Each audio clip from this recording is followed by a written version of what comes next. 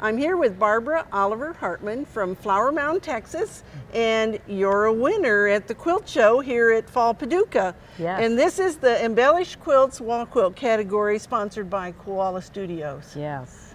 Well, what a beautiful quilt. Oh, well, thank you so much, Bonnie. And so let's tell everybody how you went about making it. Okay, this was the second in a series that I did using the same basic template or pattern. And it's a full-size drawing that I've done that has various circles on it. And of the 3 that I've actually made so far, none of them look the same, or you would even guess were the same, but I did use the same template. Okay, and the fabric, is this commercial, hand-dyed? All of the bright yellow mustard part is my own hand-dyed fabric. All of this is my hand-dyed, and in here I have some batiks, I have some hand-dyes from other people. I was telling Bonnie I have some Mickey Lawler fabric in here. Just things that I had in my stash. That fit the color right, scheme. I just wanted these colors, and I just picked out what I had, but I did do most of it myself.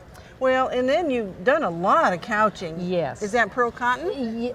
No, it's actually yarn, knitting yarn. Oh, really? And I just collect it, and sometimes that's the whole idea behind a quilt that I'll do, because I do like to do some couching, and so I'll just pull out a skein of yarn that I've bought, and I'll just start picking the colors out of it that I like, that go with a background, and sometimes I'll just build the whole quilt, and this did have some influence on this one. And did you use a variegated thread? Yes, I used variegated thread. Now, to actually do the couching, I used a monofilament. Okay. Okay. But I did use variegated quilting thread throughout, and from a Madeira variegated, and then I used just the monofilament for the actual couching. Well, now, the title of your piece is Energized. Yes. And so you didn't want a border or a binding on the edge. Exactly. So let's flip this edge over. Sure. Tell us how you go about doing that. Okay, so I just do a facing here. It's like doing a backwards binding. It's you sew the piece on, and then you just flip it over to the back instead of bringing it over, you know, sewing it on the front and flipping it over. So it's just kind of a reverse of a binding, but you sew it the opposite way. So you're just sewing it on the regular way and flipping the whole thing to Right. the back. And then flipping the whole thing to the back, so it just creates a really clean edge. And then it doesn't have anything to, on this particular piece, I wanted the energy to run off the edge of the quilt. So I didn't want to stop it. I actually did put some fabric up there to try to see if it needed a border. It just died.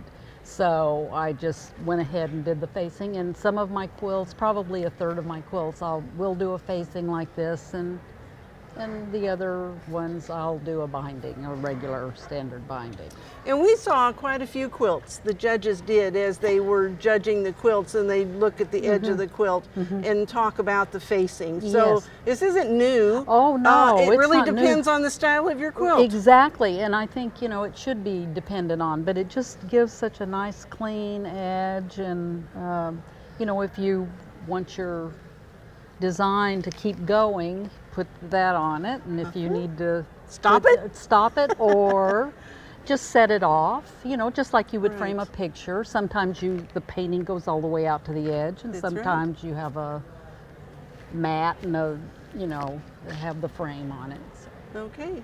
Well, congratulations, Barbara. Yours is one amongst 369 other quilts that are in the contest, and we hope that you'll plan to enter your quilts in the 2018 show. We'll be in Paducah again next year, in the spring and in the fall, and we hope we'll see you right here in Paducah.